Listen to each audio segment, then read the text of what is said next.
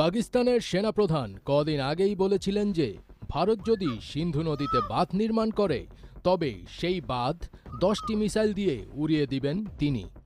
সেই উড়িয়ে দেওয়ার কথা ভুলে যায়নি পাকিস্তান। এবার সত্যিই বিস্ফোরণে বাঁধ উড়িয়ে দিয়েছে তারা, যদিও প্রেক্ষাপট কিছুটা ভিন্ন। এমনিতেই মেঘ বিস্ফোরণের ফলে হওয়া ভারী বৃষ্টিপাতে ডুবে চলেছে পাকিস্তানের বিভিন্ন অঞ্চল। তার উপর এবার ভারত পানি ছেড়ে দিয়েছে পাকিস্তানের দিকে। এর ফলে পাকিস্তানের বিভিন্ন নদী তীরবর্তী এলাকায় ভয়াবহ বন্যা দেখা দিয়েছে। কর্তৃপক্ষ এরই মধ্যে লাখ লাখ নাগরিককে নিরাপদ আশ্রয়ে সরিয়ে নিয়েছে।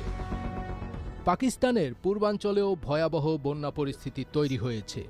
ভারত সীমান্ত এলাকায় টানা ভারী বর্ষণের ফলে আন্তঃসীমান্ত 3টি নদী চেনাব, রাভি ও